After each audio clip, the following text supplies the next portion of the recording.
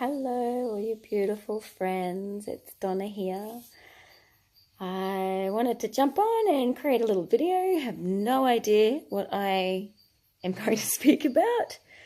I need to share with you that when I create my videos, they are not scripted in any way. They're usually not premeditated unless I have a really clear, direct message that I need to speak on. But most of the times, I feel this energy kind of course through and move through my body, and it's just like, Donna, you need to record a video. And so I've learnt to listen to that and to trust it. And for a while there, particularly during the epic, intense 20-odd months of severe sleep deprivation, I didn't trust. I didn't trust the flow of what was coming through. And a lot of that was mainly due to sleep deprivation. I guess maybe this is the topic that we're speaking about at the moment, because far out, super intense, right? So if anybody out there that happens to come across this video, if it's popped up in your news feed, firstly, I want to say hello, mwah, sending you so much love. And if you are experiencing sleep deprivation or insomnia in any way, shape or form, then my heart goes out to you, and I'm like standing beside you in solidarity, because I have journeyed through that. I am just in the gentle transition phase of getting adequate sleep, but pretty much for the last 22, 23 months, I haven't had more than around 2 to 3 hours sleep a night in a solid stint, and it's been broken sleep. And that's being in the journey of breastfeeding, co-sleeping mama that has a really sensitive and attached daughter. And that's beautiful. You know, you do what you do as a mama to create those strong bonds and to create that strong emotional connection and security that your children need to give them the best start in life. And what I want to speak on now that's like coming through with respects to the whole sleep deprivation is what really helped me through, aside from my essential oils, which have just been a complete lifesaver for me, just totally allow me to snap out of the fogginess and the grouchiness and the mum zombie that I would get in. But what was really, really helpful for me during that was to create reality checks for myself. And the reason being is because when you're in a sleep deprived state or any sense of deprivation,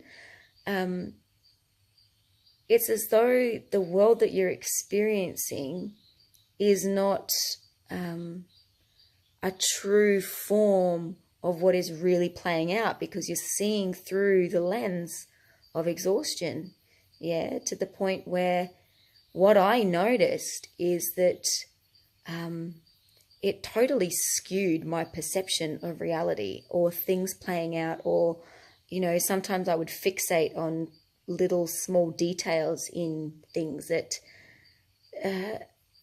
didn't even really need to be focused on, but for some reason they kept coming back to it, and it's almost like it kind of amplified this intense aggressive energy in me. And a lot of that aggressive energy came from complete and utter frustration from not getting adequate sleep. And what's interesting with the whole sleep thing for me, I'm a creative person, right?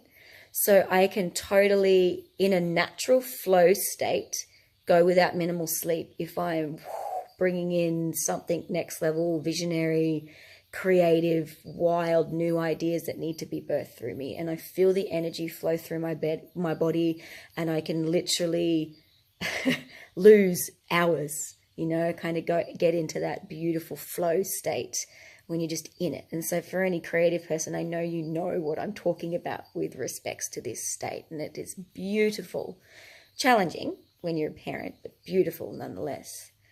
So when I'm in those states, it's sustainable because I'm opening up and connecting to source energy, spirit, my imagination, whatever, and I am completely filled with uplifting, inspiring, cellular activation energy, Sleep deprivation, on the other hand, is, you know, I could have the same amount of sleep, but yet because it compounds over time and you're not getting adequate rest to reset and to kind of enter and maintain a holistic circadian rhythm, it starts to mess with your head. It starts to mess with your emotions. It starts to mess with your feeling grounded and resilient, yeah? So I'm really fortunate to have a lot of tools at my disposal based on my journey work over the last 15 years on my path, or more than that, developing ways to check in with my body and to question myself and to also create those reality checks with other people and people that I love and trust, and I value their opinions and their perspective of things. And that's been really imperative for me to journey through the intensity of the last 2 years. And so in that, if you're one of those people and you know who you are, if you're watching it from the depths of my heart, I say thank you for holding space for me and to offering your support and helping out where you can. It's been a real treasure to have you in my life. So just wanted to kind of create that. But I also know that there's a lot of people that don't have a strong support network. And so what I want to share is now in this moment, what's coming through is in relation to the people that feel isolated, that feel like you are the only one experiencing this in the world, that it's something that you've just got to suck it up and move through because that's the way that your life is, right? Like you've just kind of accepted that this is your fate. And I'm here to say that, yeah, it fucking sucks. It's intense and it's crazy. And what I want to share with you is some simple tools to help you keep grounded and to help you move through whatever it is that you're moving through, to get you back into a state of equilibrium, yeah, into the homeostasis where everything is flowing in its optimal and sustainable way, like with respects to the body. So what always helps me is coming back to my breath and breathing deeply and presently. And sometimes I really have to command my attention to my breath, and particularly in that sleep deprivation state, because what I noticed through the extremities of it is that I was shallow breathing. I wasn't actually taking in a deep breath, what I normally would, deep into the abdomen, into the diaphragm, yeah?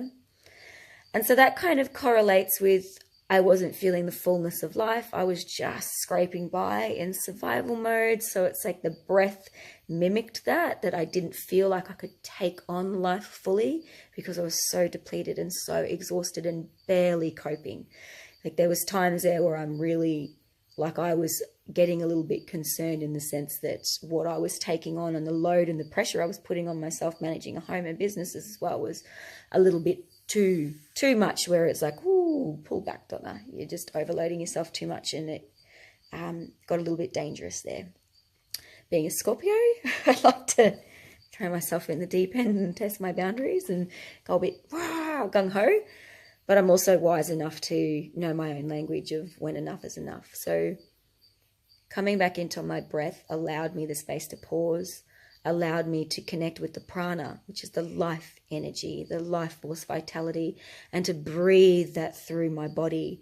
And I would literally stand there in any part of the day that I could catch. I call them the sneaky moments. Sometimes it's in the car. Sometimes it's, you know, standing in line at the supermarket or while the kids are playing in the park, and just, you've got to take those moments. You have to grab them, yeah? They're not going to be gifted to you or just presented themselves. You've really got to command that time for yourself. So I would breathe in deeply, and I would really focus on breathing in love, breathing in beauty and vitality and grace and wonder and bliss, yeah, and you know, uplifting and inspiring energy that I didn't feel like I was tapping into, but I knew I was capable of receiving. And I would breathe that into my cells, literally sometimes with your breath, you've really got to command your breath as well and work with the deep intention. And that helped. It really helped to soften the mental pressure that comes from deep fatigue. You know, when it's just here and your whole body is just achingly tired to the bone. And another thing that helped me was to make time to walk barefoot on country, be out on the land, wherever that was, and to give myself time to look at the sky, where everything was open and it was expansive, and that allowed me to remember that I had the capacity and the possibility to feel expansion in my body, not restriction and contraction because of the sleep deprivation. And that allowed me to unhook little bit by little bit from the story of it, because what I realized is it's something that I kept repeating all the time. And if you were around me during that, it was kept repeating this same old story, like, yeah, I'm so tired. And it was true, totally true. It is fact. That's what I was experiencing. But because I kept giving voice to it, I kind of kept instilling that, which I didn't want to feel. I was kind of in a really full-on battle, an internal battle with myself against the reality of what was presenting that I felt like I didn't have a choice in, because it wasn't fully my choice to not sleep. It was a little person's. And then the flip side of kind of like, you know, I was totally aware in that moment of, as I was speaking it and it was coming through, it's like, oh, I've got to be careful of these spells that I'm casting with my words. So having that expansion, getting out of the house, away from the familiar environment of the sleep deprivation. So if that's your house or wherever you are in the world, or just taking me out of that stress point, really, really helped to replenish my spirit, replenish my soul. So the water is what really fills my cup up when I am seeking that solitude. So just sitting by a creek for, you know, half an hour or so with the kids, or sometimes even 5-10 minutes, was enough to allow me to soften and to reset as well. Another thing that really helped me through the intensity of it was to not invest so much energy into amplifying the feelings of sleep deprivation in my body. So it's almost like I was consciously tricking my brain out of it. Even though I was still repeating the story to others that, you know, I'd had minimal sleep, I would kind of adamantly refuse, I would literally refuse to totally play into that lethargy and that story. Even though my body wanted to kind of fluff about and not really do anything, I could quite easily just lounge about all day. I had a job to do. I wanted to create. I still wanted to connect with people and run 2 businesses and like do it all, right? I also unplugged from it to make it manageable so that it wasn't so completely crazy. But allowing myself to invest in my creativity and to still commit to projects as well was fantastic for me. And it created that accountability as well for me to get myself out of my own funk, pretty much. Yeah. And the other thing was my embodiment practices. So for me, that is my womb song practice. That is, you know, absolutely essential for my being to really clear the emotional pathways. Because when I would feel the frustration and resentment coming up of all the other people that were sleeping, but I wasn't, like then managing the house and all the stuff, and you just kind of, you can get into that real aggressive resentment, anger, bitterness, everything kind of gets amplified and projected. And I was projecting a lot, and I've apologized for those projections, but completely understandable at the same time. I'm lucky that I have a beautiful, beautiful partner that can weather my storms. The embodiment practices really helped. Yeah, so even dancing and shaking it off. And so the womb song was really important for me. And yeah, I think having these little tools has been such a blessing to make it easier. Yeah. And I know for me, my journey was in relation to breastfeeding an infant through to toddlerhood. And I know that there's so many people out there that are experiencing this without dependent children. Yeah, so that's why I really wanted to share this, because it was helpful for me. If it's helpful for me, then, you know, I need to be able to share that so that it can help other people through. Yeah.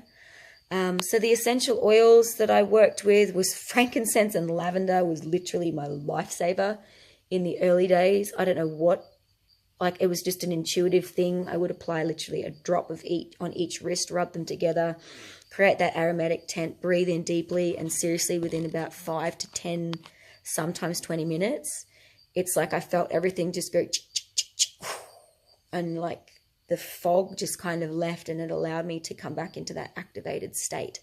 I know for me, I'm energetically sensitive, and that's the language that I speak because I feel things deeply in my body. So, you know, even though I share that, it might not be everybody's experience. They could start using the essential oils and just go, what the fuck is she talking about? Like, I want to experience that. And that's just my weird way of experiencing things. But the mood management kit from doTERRA was really beautiful. So balance, which is fantastic for supporting you through stress, and also allows you to kind of rest and create that rejuvenating energy. It's really beautiful to have in a foot bath. And elevation. I didn't like elevation to start with, and then it just totally grew on me, and now I absolutely love it. It reminds me of a really beautiful, warm sunshine. It's totally summery, but like it's got really beautiful scent memory attached to it for me, but it is inspiring and really uplifting, and it's deep. It's a really deep and sweet blend. So working with those oils was such a gift. They are the gift to the earth and such a gift. So yeah, anyway, I'm going to wrap this up. It's getting a little bit long for a Facebook video. Not really. It's just what I'm saying in the moment right now. Getting a little bit ranty.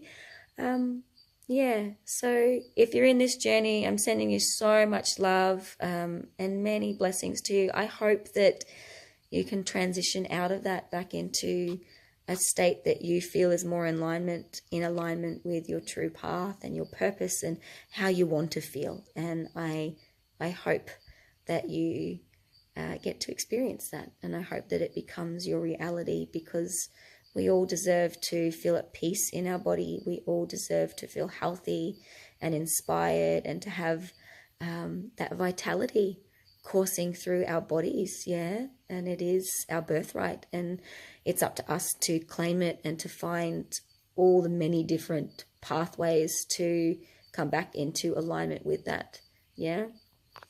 Wow.